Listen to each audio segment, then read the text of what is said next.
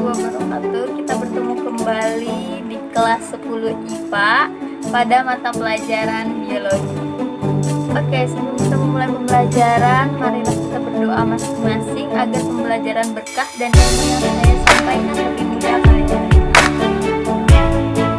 Saya mengingatkan kembali kepada kalian untuk selalu mengisi list presensi sebelum kalian video. Oke, tanpa basa-basi, yuk mari kita mulai pembelajaran kita pada hari ini. Perhatikan gambar kira-kira gambar apakah itu? Kemudian termasuk dalam kelompok apakah organisme? Dan yang terakhir, apakah peranan dari organisme tersebut? Jadi gambar yang pertama adalah gambar dari Seminiformes yang merupakan salah satu individu yang satu terbesar yang kadang bisa tumbuh hingga 10 cm. Cara hidupnya dengan menjebak partikel dalam air, Seminiformes bisa mengakumulasi atau mengumpulkan timbal, uranium, dan merkuri sehingga dianggap resisten terhadap logam berat.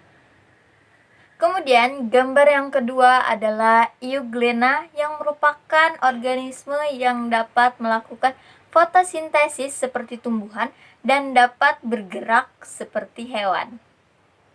Jadi, termasuk kelompok apakah kedua jenis organisme tersebut? Apakah hewan atau malah tumbuhan?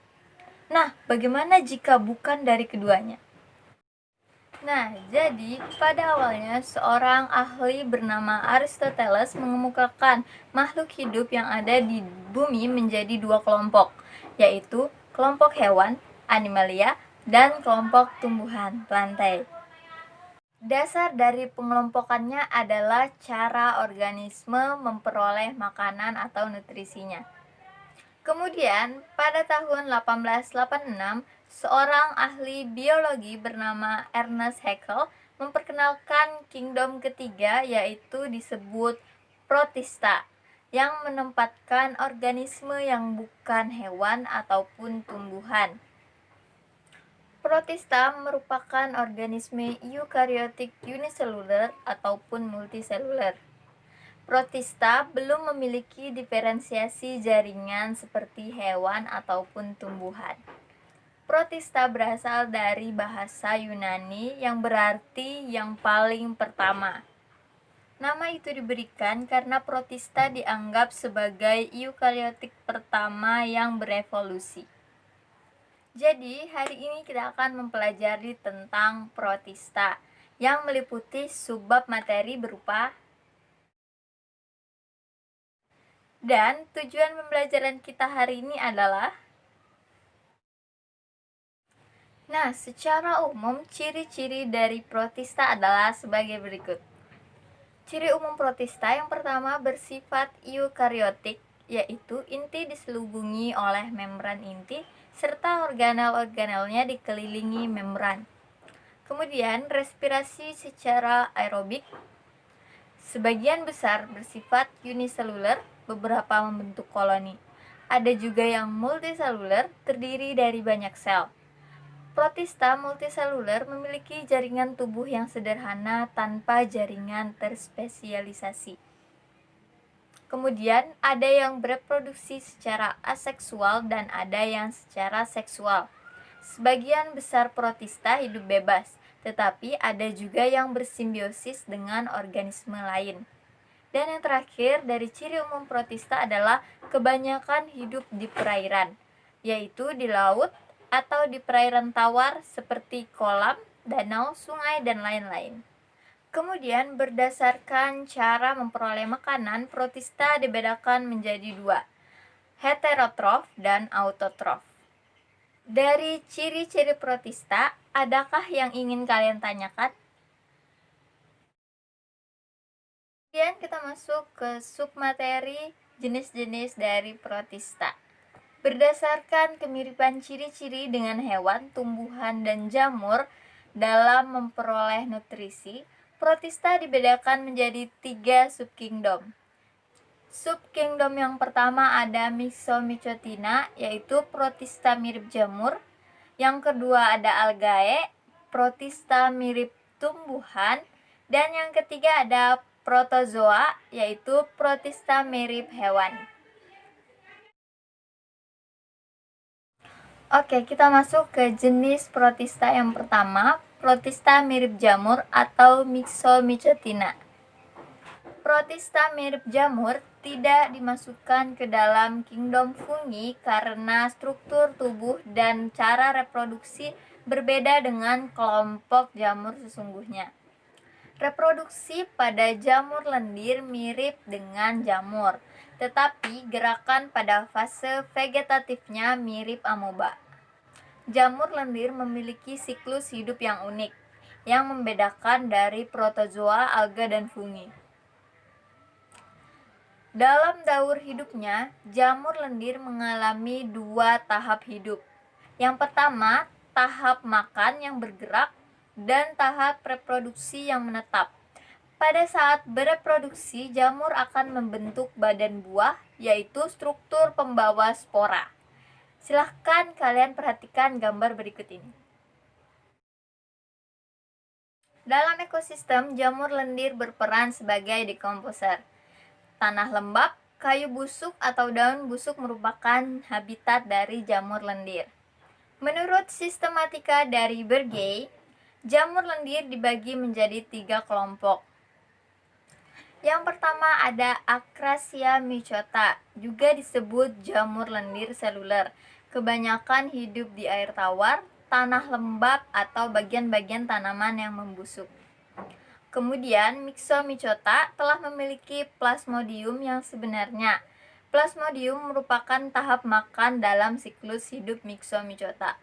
Plasmodium merayap di atas tanah, batuan, atau kayu yang sudah membusuk, memakan bakteri atau mikroorganisme lainnya dengan cara fagositosis.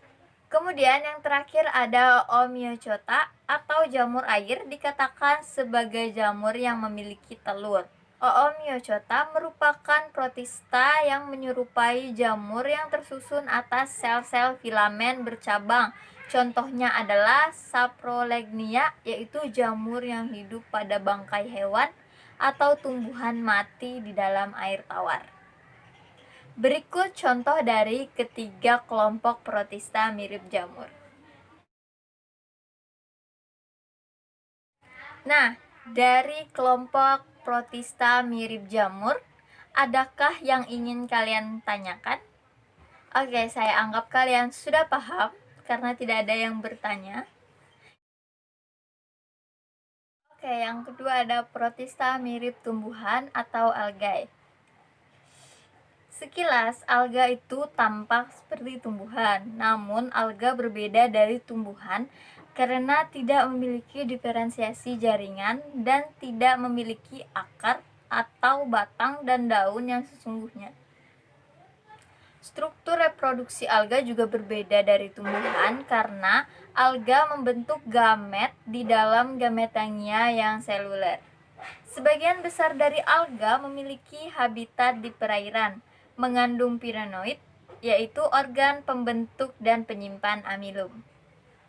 Selain itu, sebagian besar alga merupakan organisme uniseluler, dan sebagian lagi merupakan organisme multiseluler yang memiliki ukuran tubuh yang besar. Tubuh dari ganggang disebut talus. Hal inilah yang menjadikan dasar alga dimasukkan ke dalam kingdom protista.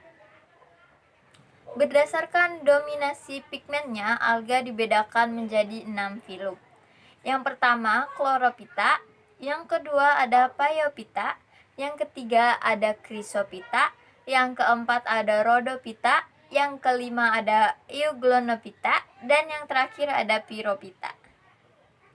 Chlorophyta atau alga hijau merupakan organisme bersel tunggal atau banyak, hidup soliter atau berkoloni berupa benang bercabang atau berbentuk lembaran. Habitat di air sebagai plankton, bentos atau perifiton, serta dapat juga hidup di tanah yang basah atau lembab. Reproduksi secara vegetatif berlangsung dengan fragmentasi, yaitu pemutusan bagian tubuh. Sedangkan secara generatif berlangsung melalui konjugasi, yaitu peleburan dua sel.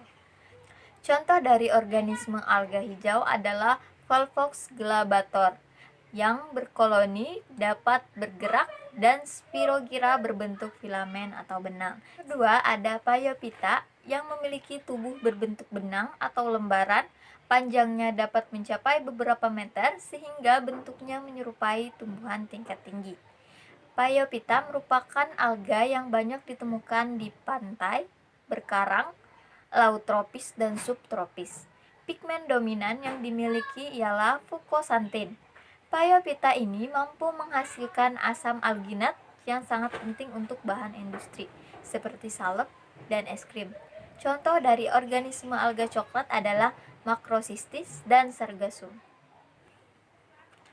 Yang ketiga ada Chrysophyta, memiliki beberapa ciri-ciri antara lain bersel tunggal atau bersel banyak, memiliki klorofil dan pigmen dominan karoten. Habitat di perairan tawar, perairan laut, perairan payau, dan di tanah yang basah atau lembab. Contoh dari alga keemasan adalah Navicula, yang dikenal sebagai ganggang kersik atau diatomea.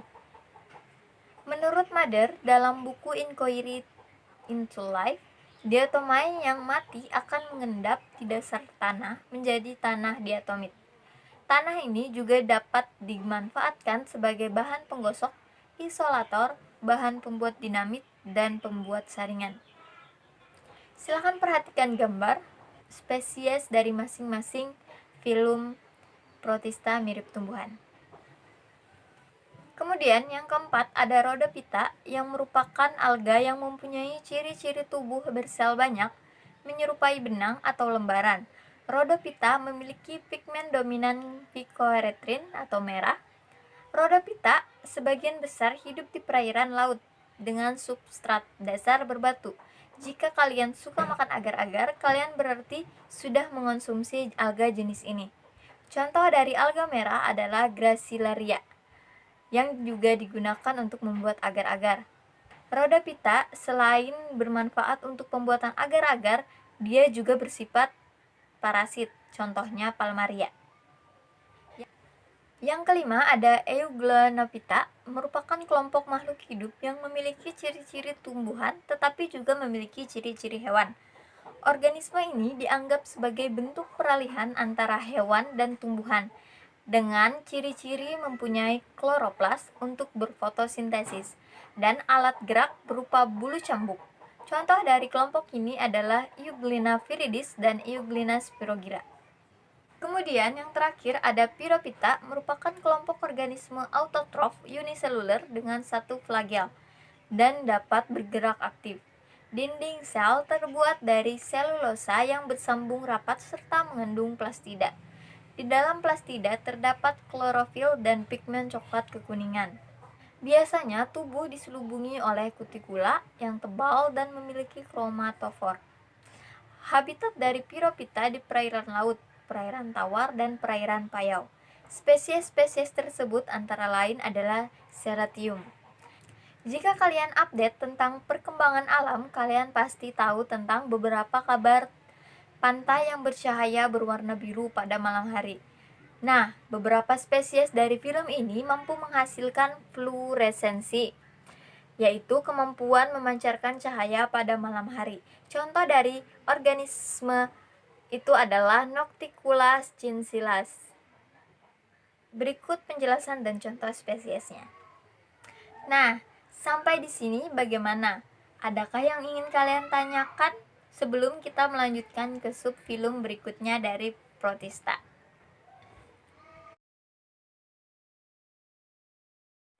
Oke, yang terakhir adalah Protista mirip hewan atau protozoa.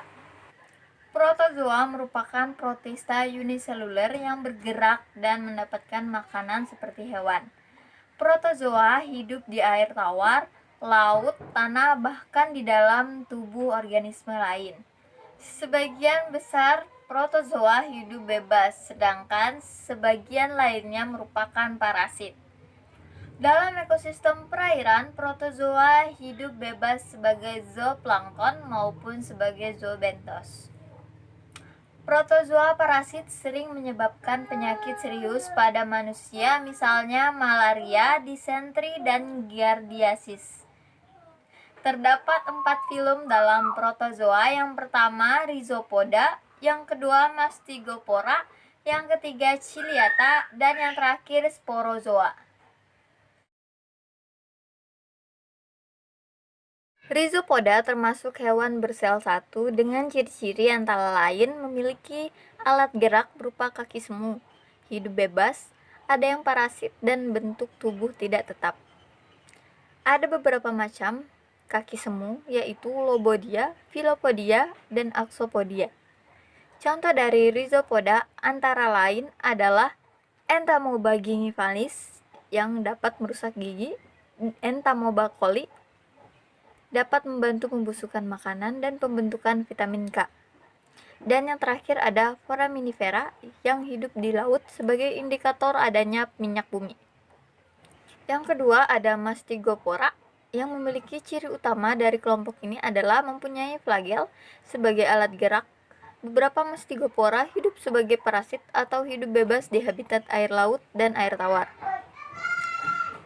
Permukaan tubuh dilapisi oleh kutikula sehingga bentuknya tetap. Mastigophora memiliki dua macam protoplasma, yaitu eksoplasma dan lapisan dalam berupa endoplasma. Mastigophora atau flagellata terdiri atas Phytoflagellata dan Zooflagellata. Phytoflagellata mempunyai ciri-ciri berklorofil serta merupakan organisme autotrof. Contohnya Noctiluca miliaris. Zooflagellata merupakan organisme heterotrof dan sebagian besar hidup sebagai parasit. Contohnya adalah Trypanosoma gambiens, yang merupakan salah satu contoh dari Zooflagellata yang menyebabkan penyakit tidur Afrika. Contoh lain dari Zooflagellata antara lain adalah Leishmania tropica yang menyebabkan penyakit leishmaniasis kulit di negara-negara Asia. Yang ketiga ada Ciliata yang merupakan protozoa yang mempunyai alat gerak berupa silia. Protozoa kelompok ini hidup bebas sebagai parasit. Bagian tubuh terdiri atas oral dan aboral. Reproduksi dengan cara aseksual dan seksual. Reproduksi aseksual dilakukan dengan cara membelah diri dan reproduksi seksual dilakukan dengan cara konjugasi. Contoh yang paling sering diamati dari kelompok Ciliata yaitu Paramecium yang memiliki bentuk tetap dan bentuk tersebut seperti sandal atau dikatakan sebagai hewan sandal. Sedangkan contoh lain dari Ciliata adalah Balantidium coli, hidup pada usus besar manusia. Stentor, tubuhnya berbentuk seperti trompet. Vorticella, tubuhnya berbentuk seperti lonceng. Didinium sebagai predator di air tawar. Dan Stylonsia, koloninya berbentuk seperti cakar. Dan yang terakhir ada Sporozoa, yang merupakan golongan protozoa yang tidak mempunyai alat gerak. Protozoa hidup sebagai parasit dan menghasilkan spora dalam daur hidupnya. Reproduksi sporozoa adalah dengan cara seksual dan seksual. Contoh dari anggota sporozoa adalah Plasmodium yang merupakan penyebab dari penyakit malaria pada manusia.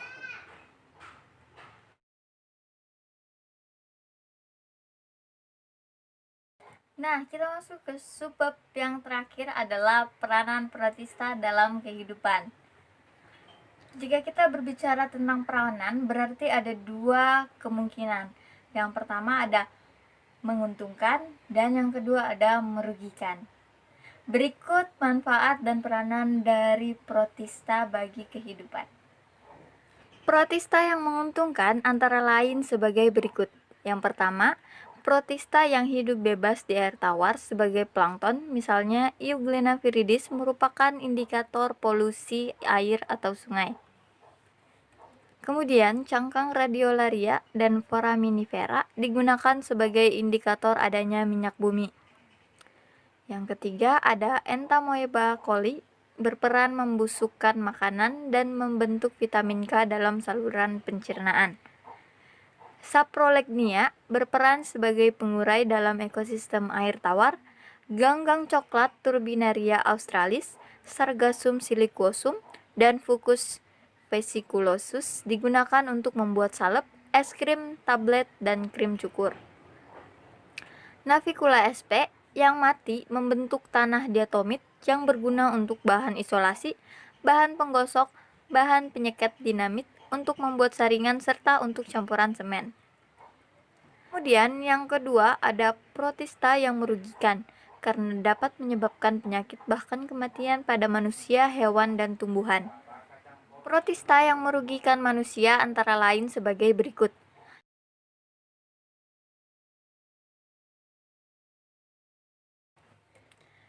Protista merugikan pada hewan antara lain sebagai berikut. Kemudian, protista yang merugikan pada tumbuhan antara lain sebagai berikut. Nah, itulah tadi penyampaian materi protista dari saya yang meliputi ciri umum protista, jenis-jenis protista, peranan protista bagi kehidupan. Bagaimana? Dari pemaparan tadi, adakah yang ingin kalian tanyakan? Jika ada yang ingin kalian tanyakan, silahkan tulis di kolom komentar forum diskusi belajar kita. Dan kemudian kerjakan tugas yang tersedia di forum diskusi untuk melatih pemahaman kalian sejauh mana kalian telah menguasai materi kita hari ini, yaitu materi protista. Oke, sekian pembelajaran kita hari ini. Salah hilaf mohon maaf. Wassalamualaikum warahmatullahi wabarakatuh.